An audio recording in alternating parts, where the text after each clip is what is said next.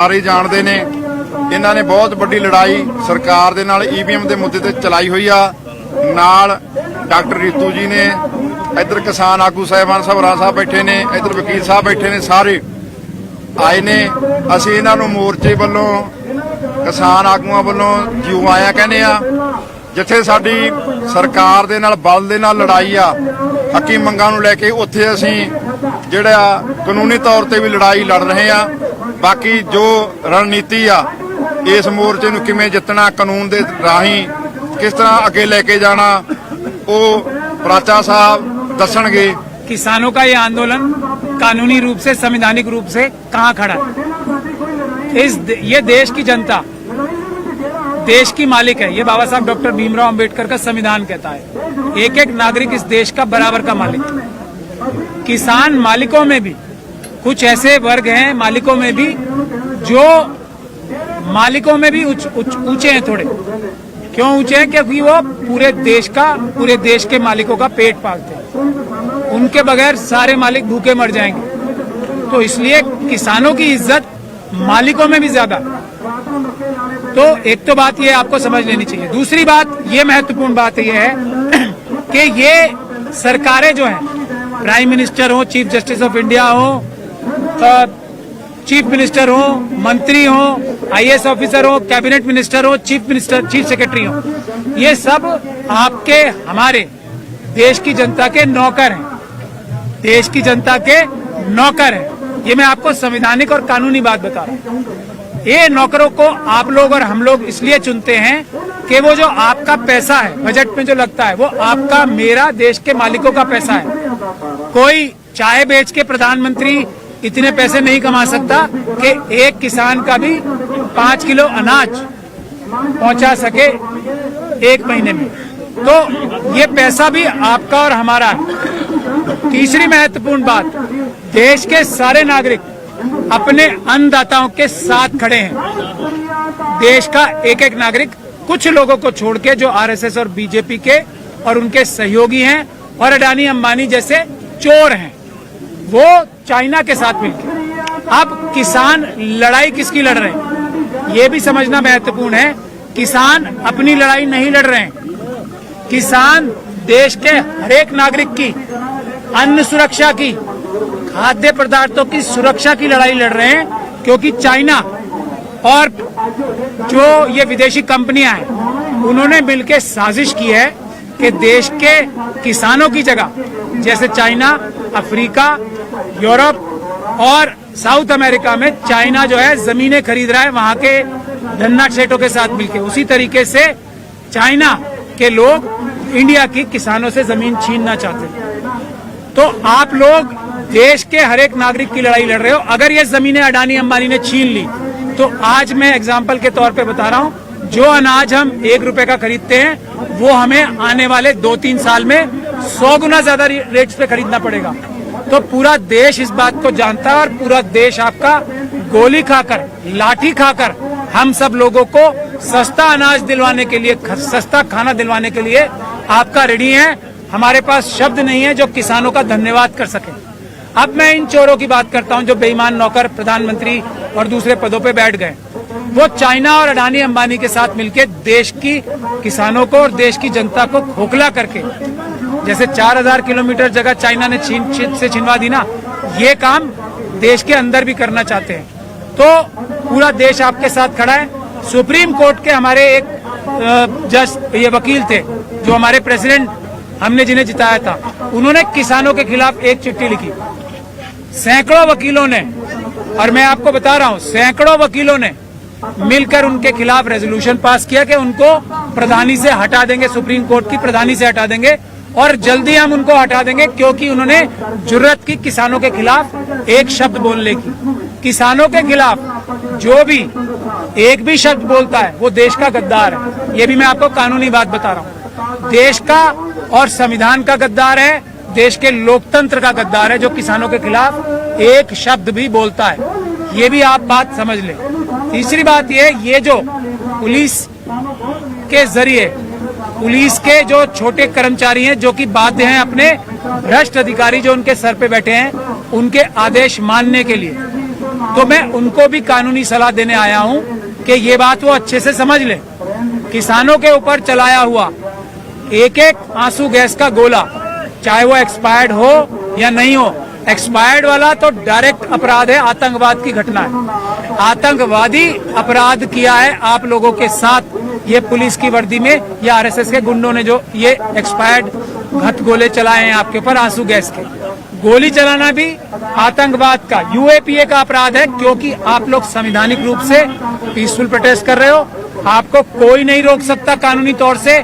और मैं ये जो जूनियर अधिकारी हैं जो गोली चलाने पे बाध्य हैं आधे मन से भी, बहुत सारे लोग आपके ऊपर गोली नहीं चलाना चाहते पुलिस वाले, तो उनको मैं कानूनी सलाह दे रहा हूं। आपके superior officers, chief minister, home minister आपसे अपराध करा रहे हैं, आप इनकी बात गैर कानूनी आदेश मानने के लिए बाध्य नहीं हो।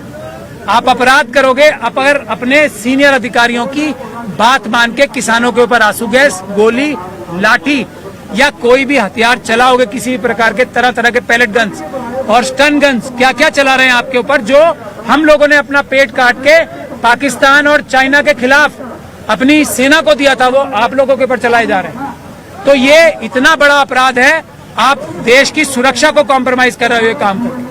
तो आप अपने अपने पर्सनल वकीलों से सलाह ले लो और काम वही करो जो आपके वकील बताएं आपको। अधिकारी अगर आपको कोई अपराध करने के लिए कहता है और आप अपराध कर रहे हो जो, तो उससे आपको सजा मिलेगी, आप जेल जाओगे, 100% जेल जाओगे, आप कानूनी रूप से बच नहीं पाओगे। पुलिस की वर्दी पहन कर भी अगर कोई अपराध करता है तो वो जेल ही जाता है। तो मैं आपको सलाह दे रहा हूँ, अपने अपने पर्सनल घर के वकीलों से सलाह लेके अब की बार कोई भी किसानों के खिलाफ एक्शन लेना।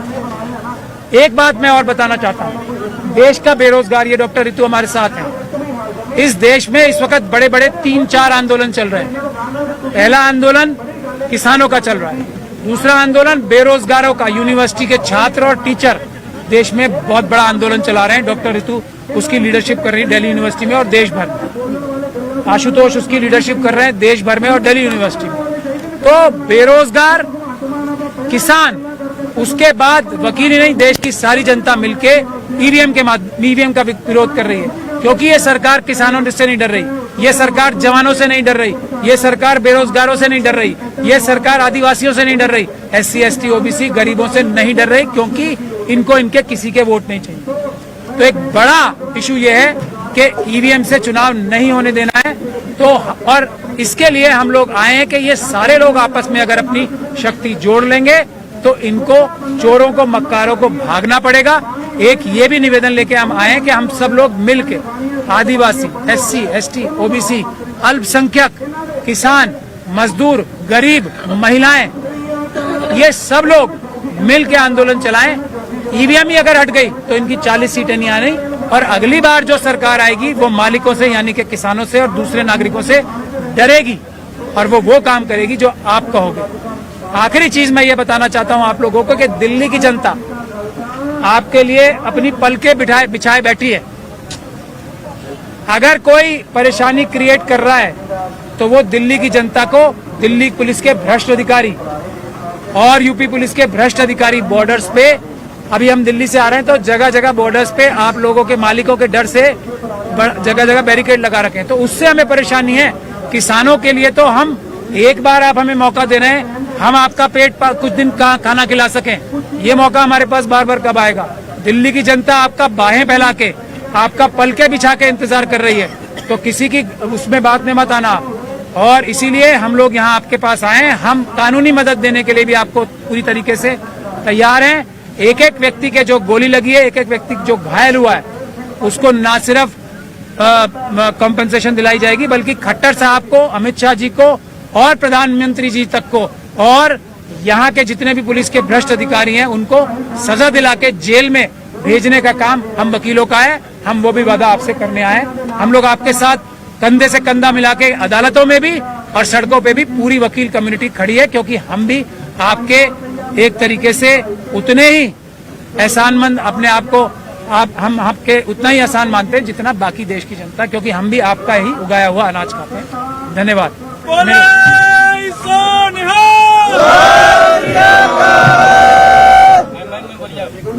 डॉक्टर ऋतु और आशुतोष हैं यहाँ पे, मैं उनसे भी गुजारिश करूंगा कि एक बहुत बड़ा आंदोलन, अगर नौजवान हमारे साथ जुड़ गए जो कि अपना आंदोलन कर रहे हैं, तो आप समझ सकते हो यूनिवर्सिटी से बड़े बड़े आंदोलन भी शुरू हैं, रेवोल्यूशंस आए।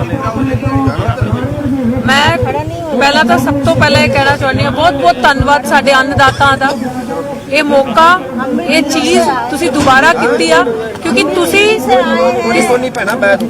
किसान ओके, मैं बहुत बहुत शुक्रिया अदा करती हूँ किसानों का, क्योंकि किसानों ने हमें एक्चुअल में आंदोलन करना सिखाया है, हक के लिए लड़ना सिखाया है। 13 महीने दिल्ली की बरूहों पे, बॉर्डर्स पे बैठना और सरकार को घुटने टिकाना, ये हमने इन्हीं से सीखा है। अगर हम नहीं आते वहां पे तो शायद हम आंदोलन करना और संघर्ष करना नहीं सीखते। और आज जैसे कि प्राचा साहब ने बताया कि आज मुझे 5 महीने होंगे दिल्ली यूनिवर्सिटी के बाहर आंदोलन लगाए हुए, और आप लोग जो भी कवर करने आते हो, आपने देखा कि पुलिस का क्या हाल हमने किया है, क्योंकि हम लोगों को ये चीज बड़ी अच्छे से समझ आ गई कि हम तो वहम में थे, हम लोगों ने तो चीजें सीखी नहीं, पढ़ी ही नहीं। हम लोग तो देश के राजा, देश के शासक हम हैं, और वो लोग तो हमारे सेवादार हैं, उन लोगों को तो हमें हमारी सेवा करने के लिए बिठाया हुआ है, और हम लोग उन्हीं से डर रहे हैं। वो खाकी का रोब हमें दिखाते आके, लेकिन हम लोगों को ये समझ में आया कि इस देश का कानून जो है वो सुधारात्मक है, दंडात्मक नहीं है, और पुलिस हमारे बचाव के लिए, प्रोटेक्शन के लिए। और यहाँ पे भी जो पुलिस कर रही है, और जो पुलिस ने पहले भी किया, पुलिस खुद एक अपराधी का रोल प्ले कर रही है, ये चीज हमें समझ में आ गई। और मैं एक यूनिवर्सिटी का एक रिप्रेजेंटेशन कह लो, ये साथी आशुतोष एक स्टूडेंट लीडर है, हम ये बताने के लिए आए हैं कि जब भी रेवोल्यूशन आया वो यूनिवर्सिटीज के अंदर से आया। अगर विद्रोह कहीं से शुरू हुआ तो वो जो यूथ है यूनिवर्सिटीज के अंदर से उन्होंने समझा, उन्होंने देखा कि कौन सी विचारधारा हमारे लिए सही है, कौन हमारे लिए सही काम कर रहा है, कौन हमारे लिए गलत काम कर रहा है, और कौन सरकार है जिसके कार्यकाल में सबसे ज्यादा बेरोजगारी हुई, कौन सी सरकार है जिसके कार्यकाल में 2 लाख 2.5 लाख बच्चियां इस देश से गायब होगी। हम जैसे यूथ ने समझा कि 15 लाख का दिखावा करते हुए कहां है, हम जैसे यूथ ने समझा, बेटियों ने समझा, पहलवान बेटियों को देखते हुए लगा कि जो देश का मान सम्मान शान है, वो पहलवान बेटियां इंसाफ की गुहार लगा रही और एक जगह ठहाके बज रहे, बेटी बचाओ बेटी पढ़ाओ, और आप कह रहे हो काला धन वापस आएगा, देश की जीडीपी इकोनॉमी सब खड्डे में चलेगी। और अभी तक हम इल्यूजन में है कि ये सरकार हमारी बात सुनेगी।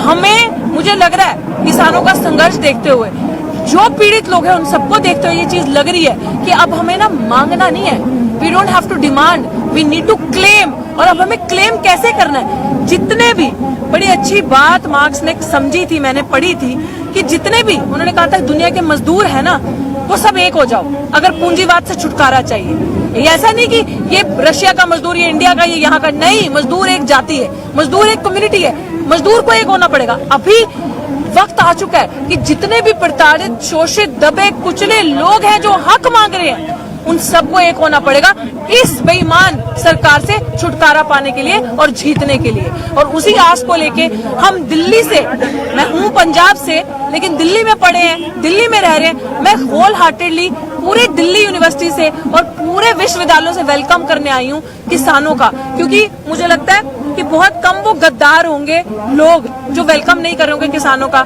वो लोग गद्दार आपको दिख जाएंगे जिस थाली में खा रहे हैं उसमें छेद कर रहे हैं, उनकी जो जाति प्रजाति है ना वो एक जैसी होगी, वो नस्ल एक जैसी होगी। वो आतंकी, जो जातंकी, आरएसएस वाले, विश्व हिंदू परिषद वाले और भाजपा वाले, वो आपको अलग ही दिखेंगे, जो इनके लिए बुरा बोलेंगे, जो इनको आतंकवादी कहेंगे। क्योंकि हक मांगने वाला तो कभी नक्सली है भाई, कभी खालिस्तानी है, कभी आतंकवादी है। हम इनकी स्ट्रैटेजी समझ गए, ना ही तो हमें डिवाइड होना है, क्योंकि अगर हम डिवाइड होंगे वो हमें डाइवर्ट करेंगे, डिवाइड करेंगे और रूल करेंगे। ये अंग्रेजों ने किया था, यही हिटलर ने किया था। इसको हमें हराना है और हराने का मात्र एक ही विकल्प है अगर हम सब एक हो जाते हैं। और अब वो टाइम आ चुका है कि अगर 2024 में ये रिपीट होते हैं तो हमारे पास कुछ नहीं बचने का, हमारे पास कुछ नहीं रहना है उसके बाद। तो यूनिवर्सिटी के छात्रों को जो बेरोजगारी से पीड़ित है, वो लोग जो भूखमरी से पीड़ित है, वो लोग, वो महिलाएं जिनका शोषण हो रहा है, पहलवान बच्चियां जिनका शोषण हुआ, हैरेसमेंट हुआ, सेक्सुअल हैरेसमेंट हुआ, उन सब लोगों को एक होना पड़ेगा। और एक होने का यही है कि जितने छोटे छोटे आंदोलन है, जो पीड़ित है, वो एक हो जाओ। इस सरकार को हम ऐसे उखाड़ के फेंकेंगे, क्योंकि बहुसंख्यक लोग, जो आबादी है वो हमारी तरफ है। हम 92.5% होते हैं, जो एनालिसिस, जो स्टैटिस्टिक प्राचा साहब ने भी आपको बताई कि जिसमें गरीब, पीड़ित, शोषित, SC, ST, OBC, मिनोरिटीज, दबे कुचले तबके, ये 92% प्लस होते हैं मिलके। तो बचे कौन? वो इतने परसेंट लोग जो दहशत फैलाते हैं, जो गुंडागर्दी करते हैं, जो गंदगी फैलाते हैं, जो इंसान को इंसान से ऊपर नीचे मानते हैं। नहीं, ये नहीं चलेगा अब। और मुझे लगता है पंजाब का तो इतिहास ही हमेशा रहा है दूसरों के लिए करना, मनुष्यता के लिए, इंसानियत के लिए करना। और गुरुओं का भी सिद्धांत यही है कि अपने से पहले दूसरों को रखना, दूसरों की बहन बेटियों की बचाने की रक्षा हमारे गुरुओं पीरों ने की है। तो this is the time, Punjab ने पहल करी है, पूरे देश को उनके साथ कंधे से कंधा मिला के खड़े होना चाहिए। और हम किसान आगू जो हमारे बीच में बैठे हैं, मैं आपको बता रही हूँ, पूरा यूथ, पूरा युवा, महिलाएं, पीड़ित शोषित लोग आपकी तरफ देख रहे हैं। प्लीज लीड करो, क्योंकि आप रेवोल्यूशन ला सकते हो। आपके कंधे बन के हम ज्यादा कुछ नहीं कर सकते, लेकिन इतना कह सकते हैं कि अगर आप शुरुआत करोगे हम पीछे नहीं हटेंगे। ना ही तो ये यूथ, युवा इनके गोली बारूद से डरता है, ना पैरामिलिट्री फोर्स, पुलिस फोर्स किसी चीज से नहीं डरती, क्योंकि अब इन निहत्ते गरीब लोगों ने ना इनसे डरना बंद कर दिया। अब हम लोग ना पर्चों से डरते हैं, ना डंडे से, ना गोली से, कोई भी चीज हमें डरा नहीं सकती। हम एक हैं और इस एकता का सबूत हमारे लीडर्स हैं, जैसा डिसाइड करेंगे वी आर विद देम। और हम चाहते हैं कि ये सब शोषित वर्ग एक होकर लड़ाई लड़े। शुक्रिया। अगर किसान आदेश करेंगे तो ये बाहर है, हम दिल्ली के अंदर रह के आंदोलन करेंगे उतना ही बड़ा जितना आप बिल्कुल। हम वहाँ लेकिन इनके आदेश ये यहाँ से आएंगे, हम वहाँ से आएंगे, और बीच में क्या रहा, वो चोर गद्दार, वो इतने से लोग, मुट्ठी भर भी नहीं, वो हम वहाँ से आंदोलन शुरू करेंगे। अगर ये आदेश करेंगे यहाँ से, हम वहाँ से, क्योंकि मैं एंड में यही कहूंगी, इस सरकार पर विश्वास नहीं, ये आपको हर बारी जुमला देगी, ये आपको हर बारी कहेगी बेटी बचाओ बेटी पढ़ाओ, और उसी के कार्यकाल में सबसे ज्यादा बेटियों का रेप हो रहा है, सबसे ज्यादा बेटियों का शोषण हो रहा है, अपहरण हो रहा है, और 3.5 लाख बच्ची इस भारत से गायब हुई उन्हीं के कार्यकाल में। ये सोचने वाली बात है, ये सवाल है। युवा बेरोजगार है, सवाल है। भुखमरी में हम छोटे छोटे देशों से हमारा नंबर टॉप में है, ये सवाल है। तो मैं ये चाहती हूँ, अगर आगू हमारे आदेश करते हैं, जैसा भी करते हैं, पूरी यूनिवर्सिटीज में जा जाके इनकलाब लाया जाएगा, प्रचार किया जाएगा। हर एक इंसान जो इस थाली में दिया हुआ, अपनी थाली में दिया हुआ किसानों का खाता है, वो गद्दारी करेगा तो देशद्रोह वो होगा, आतंकवादी वो होगा। हम सब साथ हैं। बहुत धन्यवाद डॉक्टर। आपकी जो मुहिम है वो काफी लंबे समय से वहाँ पे बैठी हुई है, अभी उसमें क्या प्रोग्रेस है, कुछ बता सकते हैं? जी बिल्कुल, सरकार बैकफुट पे है, यूनिवर्सिटी डरी हुई है।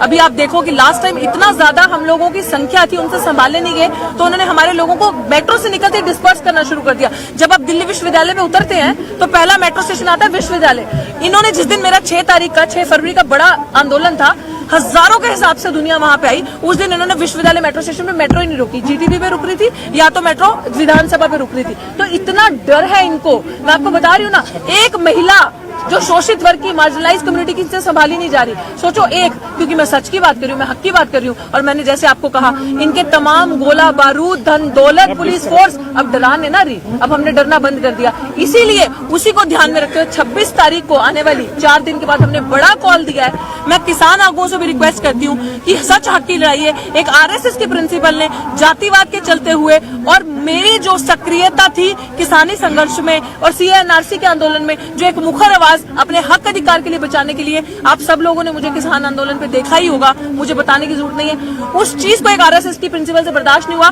और मुझे निकाला गया फर्जी दस्तावेज इस्तेमाल करके। 35 फर्जी बच्चे मेरे खिलाफ लगाए गए। जब प्राचा साहब ने केस किया और वो पता चला कि वो बच्चे मेरे पढ़ाए तो है नहीं, पूरे कॉलेज के अंदर उन बच्चों का डेटा ही नहीं है, तो मुझे बताओ, मैं लड़ूं ना अपने हक अधिकार के लिए?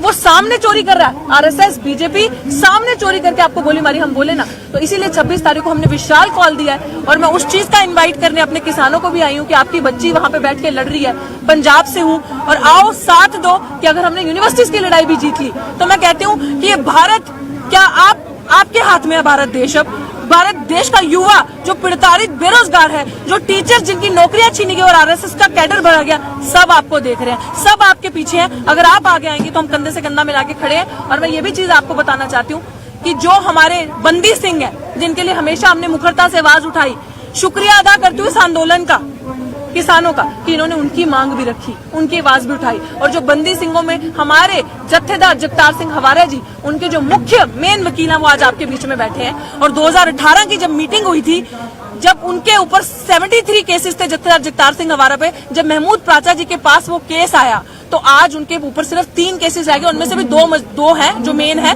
एक तो ऐसे ही है। तो 70 केसेस प्राचा साहब ने उनके हटाए। तो ये चीज है, और हम बंदी सिंहों की भी लड़ाई उसी पुरजोर तरीके से आवाज लड़ेंगे हर मजलूम की। और किसानों के अंदर उनकी खूबसूरती ये है कि किसान मजदूर का नारा ही नहीं करके दिखाया, मजदूरों को भी, लैंड लॉर्ड्स भी हैं और लैंडलेस भी हैं इस आंदोलन में, दोनों का एक है। क्योंकि वो आपको बांटते हैं, अरे ये तो जाटों का आंदोलन है, अरे ये तो जमींदारों का आंदोलन है, तुम क्या करोगे जाके? नहीं, इस बहकावे में मत आना। ये सबकी आवाज है, ये हर उस पीड़ित शोषित की आवाज है। वो उन सबको उनका हक देंगे। यार देश जीत लो ना, सरकार कब्जाओ ना, ईवीएम की सरकार को हटाओ ना, फिर हम बताएंगे ना देश कैसे चलेगा। फिर जो सरकार जनता की चुनी हुई सरकार आएगी तो वो बताएगी कि लोकतंत्र में लोगों का राज होगा, माफी मांगने वालों का भगोड़ों का राज नहीं होगा। ਗੱਜਵਾਦੀ ਕੋ ਪਤਾ ਬੜਾ ਸ਼ਹੀਦਾਂ ਸਿੰਘਾਂ ਦੇ ਮਨ ਨੂੰ ਭਾਵੇ ਸੁਣ ਕੇ ਨਿਹਾਲ ਹੋ ਜਾਵੇ। मैम क्या लगता है कि 2024 का लोकसभा चुनाव ईवीएम की बजाय बैलेट पेपर से हो सकता है? बिल्कुल हो सकता है। अगर ये जो लोग बैठे हैं, ये जो ईमानदार सच हक की आवाज है, एक हो जाएगी तो आपको लगता है कोई बचेगा? पूरा देश तो यहाँ बैठा है, किसान यहाँ, जवान इनके साथ, विश्वविद्यालय के छात्र जो प्रताड़ित शोषित है वो इनके साथ है, तो बचा क्या भाई? 92% देश तो साथ आ गया ना, आबादी, तो बचा क्या पीछे? तो वो सरकार, एक बात बताओ, चोर को क्यों डर है? क्योंकि चोर की चोरी पकड़ी जाएगी ना अगर ईवीएम हटेगी। तो ईवीएम में वो राजा है, उस राजे की जान जो है उस तोते में है, वो तोता ईवीएम है, उस तोते को मार दो तो राजा मर गया, राजा खत्म। तो ईवीएम को हटाओ, देश बचाओ, ईवीएम को हटाओ, संविधान बचाओ, कानून बचाओ, हम सबके हक बचाओ, हम सबकी थालियों में निवाला आएगा, गरीब गरीब नहीं रहेगा। ऑक्सफैम की रिपोर्ट पढ़ लेना, ऑक्सफैम की रिपोर्ट ने कहा कि इस देश का 90% जो वेल्थ है वो खाली 20 लोगों के पास है। वो कौन है? अडानी, अंबानी, जैसे बिरला, टाटा, ये सब। हम लोग तो बस धक्के खाने के लिए बैठे हैं, लेकिन अब हमने ठान लिया, पीछे नहीं हटेंगे। देखते हैं ये लोग क्या करते हैं। तो मैम चुनाव आयोग इसको क्यों नहीं संज्ञान में ले रहा है? चुनाव आयोग क्यों नहीं संज्ञान में? तो बताया ना प्राचा साहब ने, अगर ऐसी बात है तो अगला ताला उसी के दफ्तर के बाहर लगेगा, अगला मोर्चा भी उसी के दफ्तर के बाहर खुलेगा। ईवीएम गलत दस्तावेज कोर्ट पेश किए थे, कोई बड़ा झटका दिए थे, झटका मिला ईवीएम आयोग जी, चुनाव आयोग के बड़ा झटका मिला सुप्रीम कोर्ट तरफ से कि उन्होंने गलत दस्तावेज देकर प्रूव कर रहे थे। करेक्ट हमने बताया था, वही वो चुनावी बॉन्ड के उसमें, लेकिन सुप्रीम कोर्ट ने उन्हें फटकार भी लगाई। जैसे चुनावी बॉन्ड फर्जी हैं, धोखा है, वैसे ईवीएम भी धोखा है, उसको भी सुप्रीम कोर्ट ने रद्द किया है और जनता की अदालत ने ईवीएम को रद्द कर दिया। तो ईवीएम का भी कोई महत्व नहीं है, ईवीएम गैर कानूनी है, ईवीएम से चुनाव धांधली होती है, ईवीएम से चुनाव देर से होते हैं, इसलिए पेपर बैलेट से ही चुनाव होंगे, उसमें कोई ਕਾਨੂੰਨੀ ਰੋਕ ਟੋਕ ਨਹੀਂ ਹੈ, ਕੋਈ ਵੀ ਪਰੇਸ਼ਾਨੀ ਨਹੀਂ। ਭਾਰਤ ਦੇ ਵਿੱਚ ਜੋ ਸਭ ਤੋਂ ਸੀਨੀਅਰ ਅਦਾਲਤ ਹੈ ਸੁਪਰੀਮ ਕੋਰਟ, ਉਥੋਂ ਸੁਪਰੀਮ ਕੋਰਟ ਦੇ ਸੀਨੀਅਰ ਵਕੀਲ ਸਾਹਿਬ ਮਹਿਮੂਦ ਪਰਾਚਾ ਜੀ, ਜਿਨ੍ਹਾਂ ਨੂੰ ਸਾਰੇ ਜਾਣਦੇ ਨੇ, ਇਹਨਾਂ ਨੇ ਬਹੁਤ ਵੱਡੀ ਲੜਾਈ ਸਰਕਾਰ ਦੇ ਨਾਲ ਈਵੀਐਮ ਦੇ ਮੁੱਦੇ ਤੇ ਚਲਾਈ ਹੋਈ ਆ। ਨਾਲ ਡਾਕਟਰ ਰੀਤੂ ਜੀ ਨੇ, ਇੱਧਰ ਕਿਸਾਨ ਆਗੂ ਸਾਹਿਬਾਨ ਸਭਰਾ ਸਾਹਿਬ ਬੈਠੇ ਨੇ, ਇੱਧਰ ਵਕੀਲ ਸਾਹਿਬ ਬੈਠੇ ਨੇ, ਸਾਰੇ ਆਏ ਨੇ। ਅਸੀਂ ਇਹਨਾਂ ਨੂੰ ਮੋਰਚੇ ਵੱਲੋਂ, ਕਿਸਾਨ ਆਗੂਆਂ ਵੱਲੋਂ ਜਿਉ ਆਇਆ ਕਹਿੰਦੇ ਆ। ਜਿੱਥੇ ਸਾਡੀ ਸਰਕਾਰ ਦੇ ਨਾਲ ਬਲ ਦੇ ਨਾਲ ਲੜਾਈ ਆ ਹੱਕੀ ਮੰਗਾਂ ਨੂੰ ਲੈ ਕੇ, ਉੱਥੇ ਅਸੀਂ ਜਿਹੜਾ ਕਾਨੂੰਨੀ ਤੌਰ ਤੇ ਵੀ ਲੜਾਈ ਲੜ ਰਹੇ ਆ। ਬਾਕੀ ਜੋ ਰਣਨੀਤੀ ਆ ਇਸ ਮੋਰਚੇ ਨੂੰ ਕਿਵੇਂ ਜਿੱਤਣਾ, ਕਾਨੂੰਨ ਦੇ ਰਾਹੀਂ ਕਿਸ ਤਰ੍ਹਾਂ ਅੱਗੇ ਲੈ ਕੇ ਜਾਣਾ, ਉਹ प्राचा साहब दसणगे। किसानों का ये आंदोलन कानूनी रूप से, संवैधानिक रूप से कहाँ खड़ा है? ये देश की जनता देश की मालिक है, ये बाबा साहब डॉक्टर भीमराव अंबेडकर का संविधान कहता है। एक एक नागरिक इस देश का बराबर का मालिक है। किसान मालिकों में भी कुछ ऐसे वर्ग हैं, मालिकों में भी जो मालिकों में भी ऊंचे हैं थोड़े। क्यों ऊंचे हैं? क्योंकि वो पूरे देश के मालिकों का पेट पालते हैं, उनके बगैर सारे मालिक भूखे मर जाएंगे। तो इसलिए किसानों की इज्जत मालिकों में भी ज्यादा। तो एक तो बात ये आपको समझ लेनी चाहिए। दूसरी बात, ये महत्वपूर्ण बात ये है कि ये सरकारें जो हैं, प्राइम मिनिस्टर हो, चीफ जस्टिस ऑफ इंडिया हो, चीफ मिनिस्टर हो, मंत्री हो, आईएएस ऑफिसर हो, कैबिनेट मिनिस्टर हो, चीफ सेक्रेटरी हो, ये सब आपके हमारे देश की जनता के नौकर हैं, देश की जनता के नौकर हैं। ये मैं आपको संवैधानिक और कानूनी बात बता रहा हूँ। ये नौकरों को आप लोग और हम लोग इसलिए चुनते हैं कि वो जो आपका पैसा है बजट में जो लगता है, वो आपका, मेरा, देश के मालिकों का पैसा है। कोई चाय बेच के प्रधानमंत्री इतने पैसे नहीं कमा सकता कि एक किसान का भी 5 किलो अनाज पहुंचा सके एक महीने में। तो ये पैसा भी आपका और हमारा है। तीसरी महत्वपूर्ण बात, देश के सारे नागरिक अपने अन्नदाताओं के साथ खड़े हैं। देश का एक एक नागरिक, कुछ लोगों को छोड़ के जो आरएसएस और बीजेपी के और उनके सहयोगी हैं और अडानी अंबानी जैसे चोर हैं, वो चाइना के साथ मिलकर। अब किसान लड़ाई किसकी लड़ रहे हैं? ये भी समझना महत्वपूर्ण है, किसान अपनी लड़ाई नहीं लड़ रहे हैं। किसान देश के हर एक नागरिक की अन्न सुरक्षा की, खाद्य पदार्थों की सुरक्षा की लड़ाई लड़ रहे हैं, क्योंकि चाइना और जो ये विदेशी कंपनियां हैं उन्होंने मिलकर साजिश की है कि देश के किसानों की जगह, जैसे चाइना, अफ्रीका, यूरोप और साउथ अमेरिका में चाइना जो है जमीनें खरीद रहा है वहां के धन्ना सेठों के साथ मिलकर, उसी तरीके से चाइना के लोग इंडिया की किसानों से जमीन छीनना चाहते हैं। तो आप लोग देश के हर एक नागरिक की लड़ाई लड़ रहे हो। अगर ये जमीनें अडानी अंबानी ने छीन ली तो आज मैं एग्जाम्पल के तौर पे बता रहा हूं, जो अनाज हम 1 रुपए का खरीदते हैं वो हमें आने वाले 2-3 साल में 100 गुना ज्यादा रेट्स पे खरीदना पड़ेगा। तो पूरा देश इस बात को जानता है और पूरा देश आपका गोली खाकर, लाठी खाकर हम सब लोगों को सस्ता अनाज दिलवाने के लिए, सस्ता खाना दिलवाने के लिए आपका रेडी है। हमारे पास शब्द नहीं है जो किसानों का धन्यवाद कर सके। अब मैं इन चोरों की बात करता हूं जो बेईमान नौकर प्रधानमंत्री और दूसरे पदों पे बैठ गए। वो चाइना और अडानी अंबानी के साथ मिलकर देश की